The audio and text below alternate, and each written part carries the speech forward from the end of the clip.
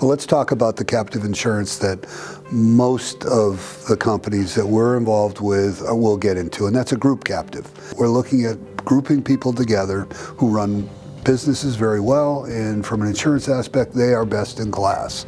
And the current marketplace outside of captive doesn't give them enough credit for that. So the better run businesses right now actually subsidize in the open market the poorer run businesses. So now we're going to take you out of that pool and we're going to put you in your own pool with other well-run businesses.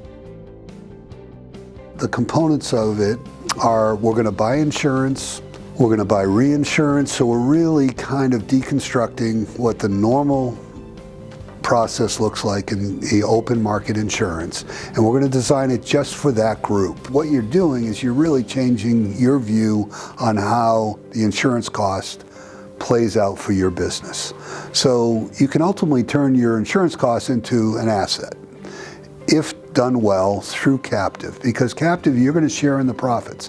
You're going to share in the profits of your well-run business, and you're going to share in the profits of a group of well-run businesses.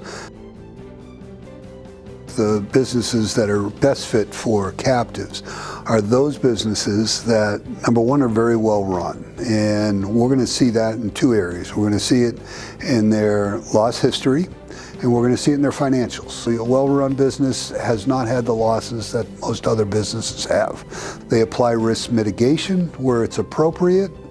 They're forward-thinking. They want a safety environment. They don't want disruption in their business. They hire good people. So we look at a lot of the construction classes, the bigger mid-sized businesses and up. Most captives require that you have at least $100,000 in premium in three lines. It's workers' compensation, it's automobile, and it's general liability. We look at manufacturing, typical. We look at transportation across a number of industries. So there can be pure transportation, there can be oil and gas, there can be any number of businesses that are really transportation heavy or fleet heavy. What normally was just a pure expense to your business, you can turn that expense and non-controlled expense into an asset. And that's really the thing that turns the insurance game. I mean, that is completely different. You'll never experience that in the open market and how you play insurance right now. Another interesting aspect of being in a captive is you are with a group of people, and they're your partners, and this is a group of people who own businesses. They're different businesses than yours, more than likely. However, they're really good business owners. They're very entrepreneurial. They're great people to be around. They're energetic. They have great ideas, and being involved in that group can do nothing but help you in your own business in a lot of different ways.